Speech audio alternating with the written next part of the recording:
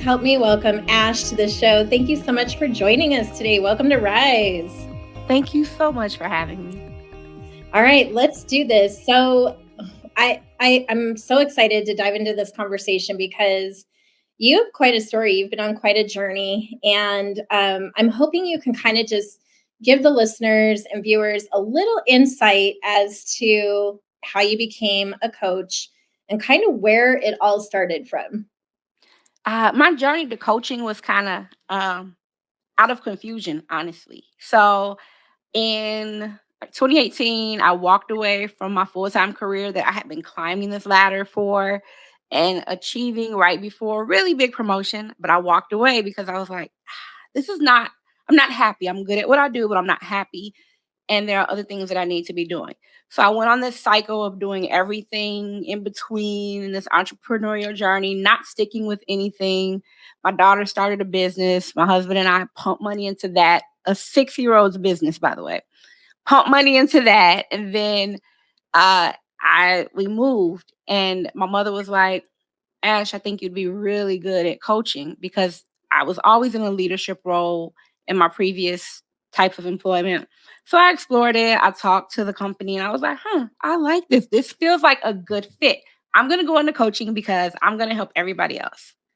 Well, I got into coaching and realized I was helping myself so much more than I had anticipated. I had to let some walls down so that it could really be impactful. And I think that is a big stepping stone into how you help other people is allowing yourself to receive the help. I always say if your coach doesn't have a coach, get yourself a new coach. So that was my journey into coaching. And then I kind of dipped out for a little minute and went into real estate because I was chasing the money and like, oh, this would be great. Went back into real estate. I had been in real estate for years before, but then I had my son. I got pregnant, got sick.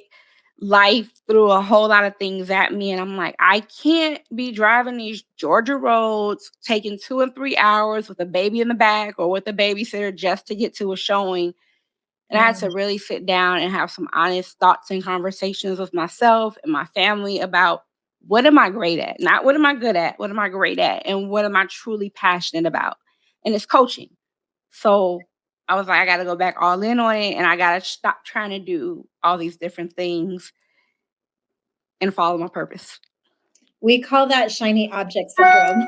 Yes. Every entrepreneur has it where we're so excited. It's like that creativity. It's both a blessing and a curse. And like once the switch is turned on, it's really hard to turn it off, and you kind of have to reel yourself back in. Um, Totally.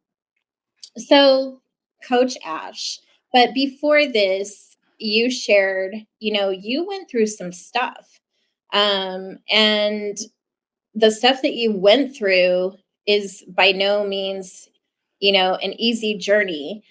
Share with me some of the stuff that I'm talking about because I really want them to hear it from you and not me narrating it Yeah.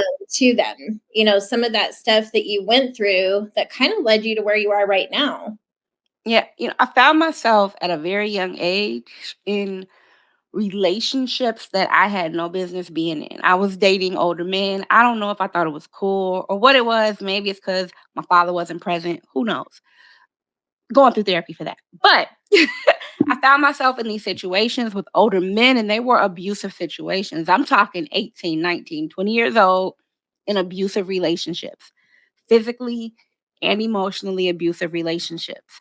So when people say, oh, I would never, you don't know until you're in it. So you can't say what you would never do because you don't know the impact that it's having on you or why you're Mhm. accepting something. So um, I always got out of them, but not immediately because you believe what they say. I'll never do it again. I'm so sorry. And I won't let it happen again. So here I am in my 20s going through things that women in their 40s are going through. So I kind of matured quickly and started learning the patterns and the behaviors of men because I'm attracting this. Why am I attracting this? So I had to work on myself to figure out what is it about me that's attracting this type of relationship. I'm talking about with alcoholics, and these young guys in their 20s and 30s, but got a lot of issues going on. So I Mhm. had to work on myself because that energy from me was definitely attracting people putting guns to my head, telling me if I left them, they would kill me. Scary, scary stuff. Ooh. That Yeah, that you just don't ever think you'll go through. And I can't share it with my family or my friends because they'll judge me. They'll Mhm. judge me for staying and sticking around, or there's a lot of shame that's associated with being in an abusive relationship or an abusive situation. Coming out of those things, it's hard because you got to find strength and confidence within you to emerge. So that was a lot of my life. Then when I had my daughter, Mm. he wasn't abusive, but he was a cheater and just cheated, Mm. cheated, cheated.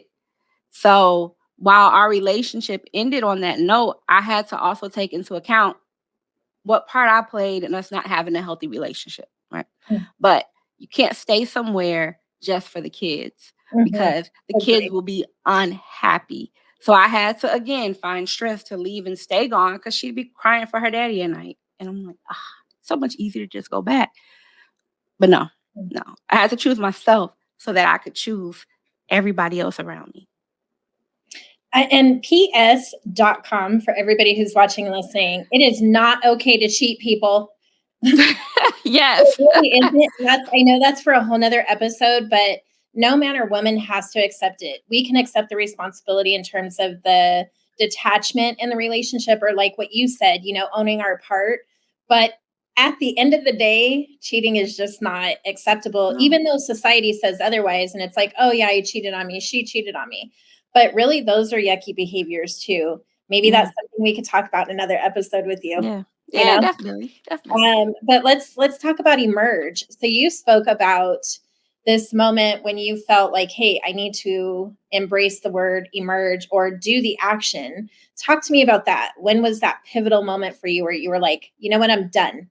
I can't do this anymore. Like, were you angry, frustrated, sad, or was it kind of a combo? I know when I get there, like that breaking, it's like a volcano. Yeah, for me, it's always a breaking point.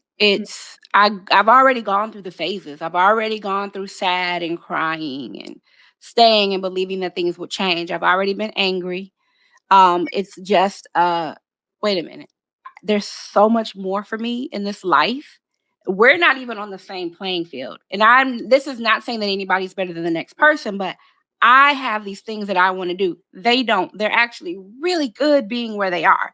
Mhm. And so it's just a breaking point that's like, what, you just wake up and you're done and you leave. It's kind of like there's a song. They say when a woman's fed up, there's nothing you Okay. can do about it. Yeah. I know a lot of And people don't like to refer to him, but some of his yeah. stuff is true. When a woman's fed up, when a woman's scorned, there's for every action, there's a reaction. It's Yep. life. It's human nature. So you also shared something else with me pre showtime. We talked about it for a second, and you spent, and this is like, I hope everybody hears what I'm about to say. You spent over $300,000 on what? Self-help, being a better person, development, um, And filling the you called it void. bullshit. You called it Self-help bullshit. it's bullshit. Self-help is bullshit. And yes, this is a coach saying this. You have to want the change. You have to do the work. Mm. Everybody holds this diamond in front of you and they say their program or their plan can radically change your life. And there's so many missing pieces from that. That is so not the truth. Yes, I've spent a lot of money on myself because things were missing, right? Things were missing from me that I believe that this program, that program, this program, and that program could help me. Now, I am not saying that all programs are created equal. Yeah, of that $300,000, I am about positive maybe like 50 to 100,000 was well worth the money spent. But a lot of it was wasted money and time because I felt like spending money could fill the void. Mhm. Spending money could make tomorrow better. Mm. And no, that is not how it works. That's not how it works. And I want people to stop spending money. Look at what they've assessed. You might need to spend the money, don't get me wrong, but look at what you've gotten already. Yeah. And are you the problem? If you're the problem, don't spend another dollar until you get yourself in order. Like, don't.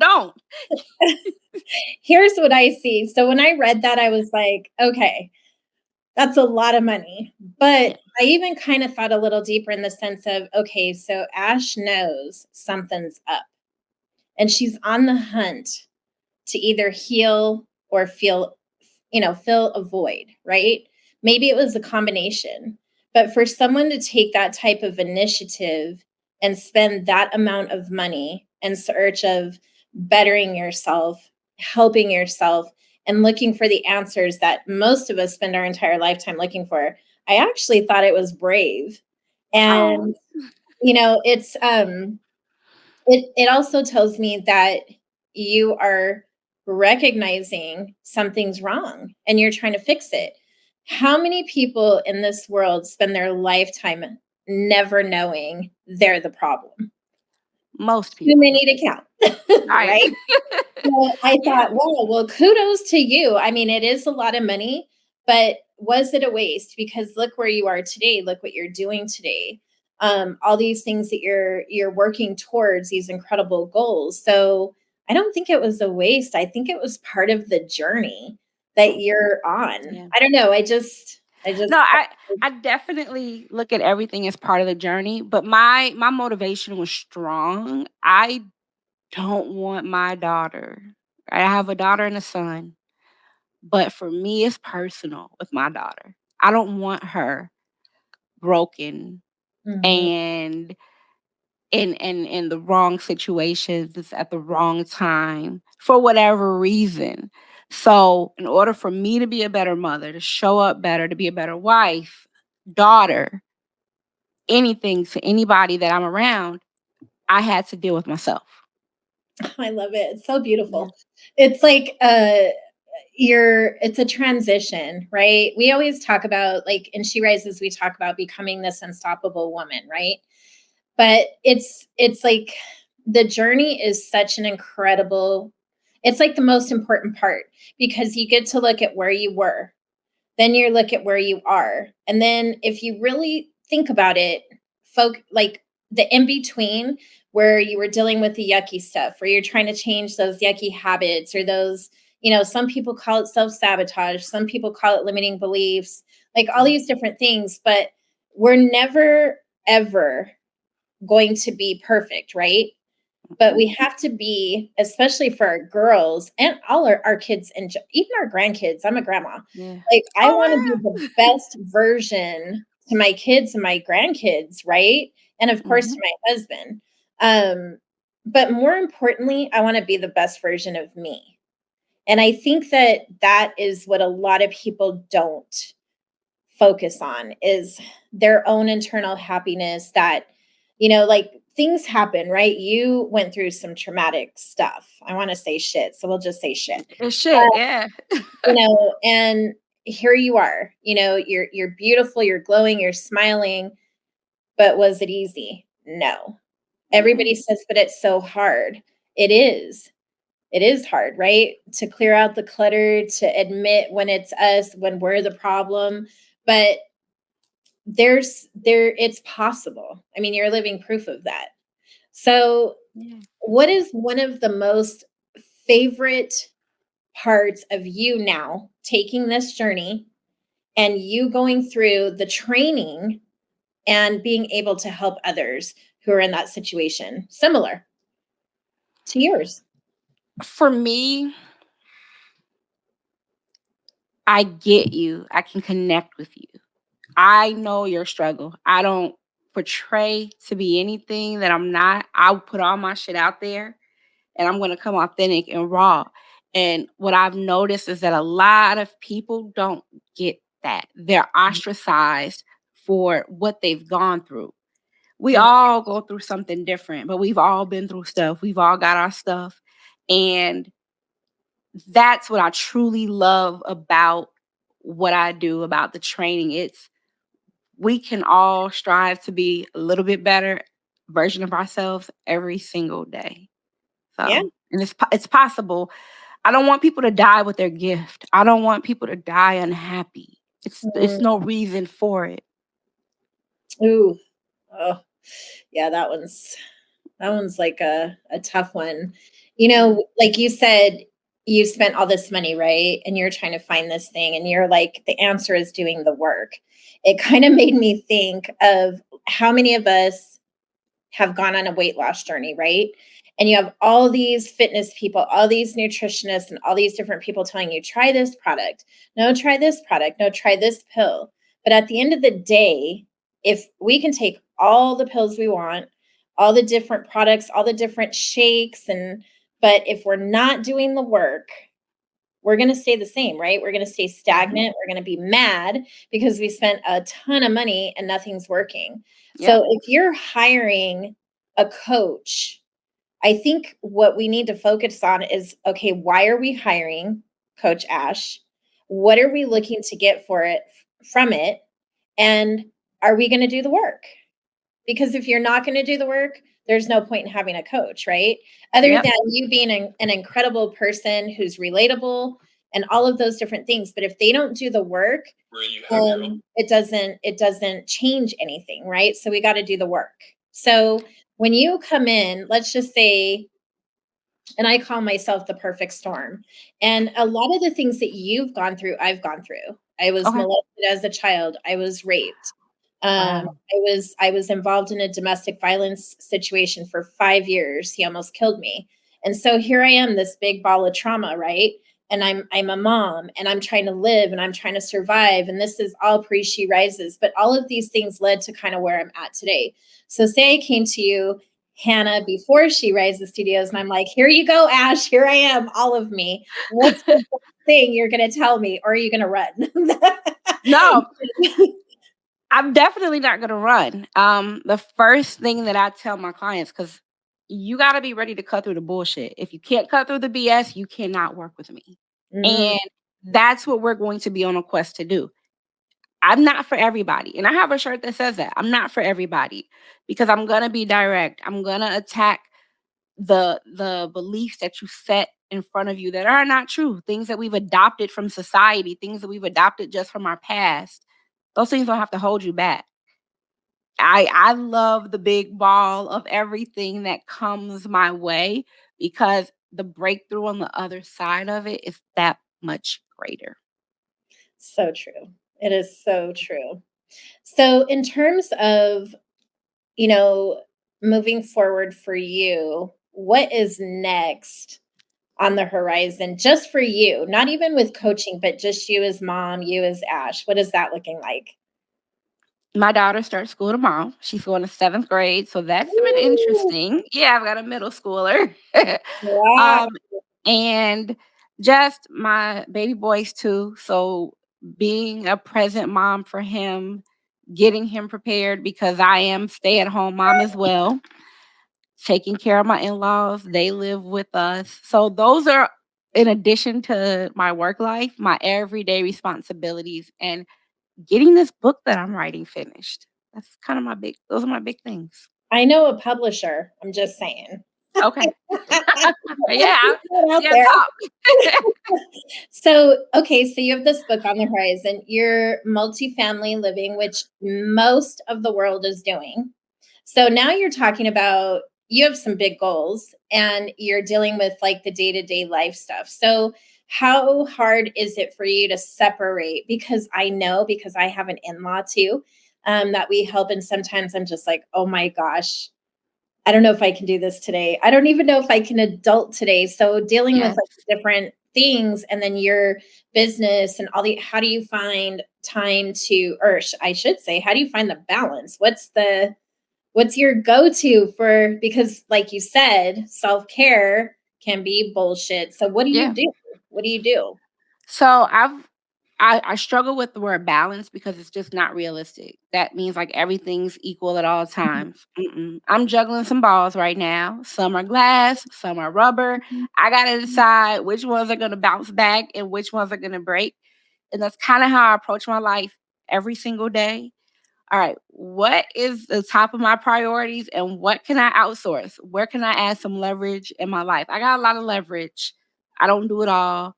I do hire house cleaners. I can't do it all. People Mm. do our laundry. My husband does our laundry.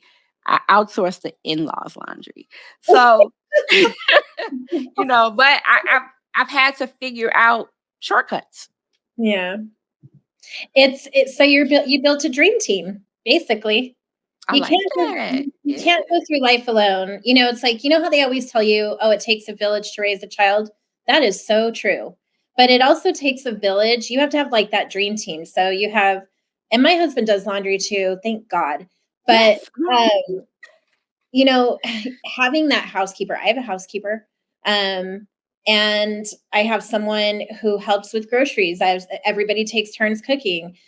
Like, you putting that dream team into place so that you can have that extra time to grow your business, to grow as a mom, as a wife, as a woman.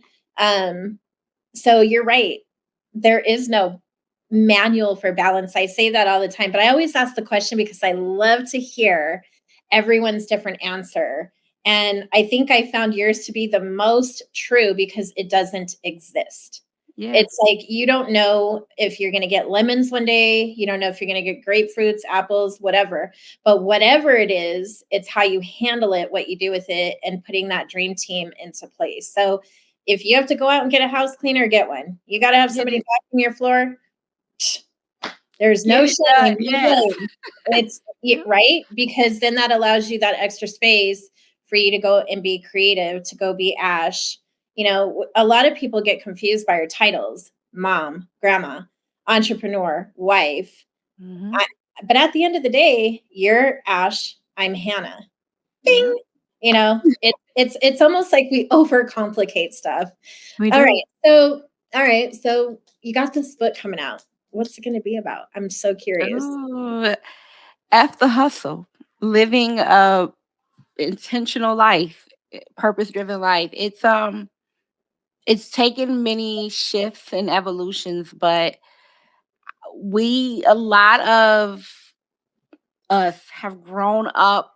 We didn't have like social media. We didn't know all this stuff existed. So we got into these careers and these lifestyles that we were good at, but we weren't happy. But we're so used to the lifestyle.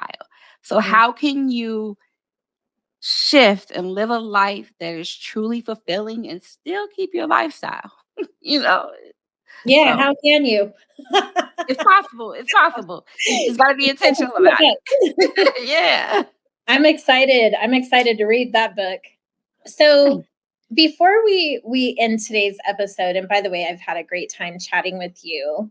What is something that nobody knows about you? Ooh. Mm, that's a good question. A lot of people don't know that I'm in a sorority because I'm not active. So that's like a super simple one. I'm a member of Sigma Gamma Rho sorority. It's blue and gold. I don't even have like I'm black, all blacked out. You can't even tell. I don't know. I love shopping. Oh, okay. I build shopping carts and don't. This is a bad one. I build shopping carts and I don't check them out. Bad Hmm. habit. Is it like your shopping cart vision board? I don't know. It's like Out to the universe. yeah, maybe it'll come. There's nothing wrong with that. I think my husband would prefer I window shop than he'd be like, "Yeah, babe, go ahead, fill up those carts, honey, just don't push buy." So in the sense of like inspiration, um, is there a song or something that just gets your blood going in the morning? Like, I shared today, who crapped in your Cheerios. And like I'm a music person, right? So my first thing was I'm about to put some Tupac on and just run around and act like a fool, right? To get that out. But what is something that you do? I just shared it and bared it. Everybody's gonna be like, oh my God. But what is something that you do to kind of get that, Yeah, music is my go-to. I love music. So that's actually my first love, not my kids. But we but I will rock some Jeezy and my mom's like, I'm like, Mom, Jeezy is inspirational. She was like, actually, it's not. It is. You gotta listen to it. I'll rock some old school Jeezy. It's totally inspirational for me.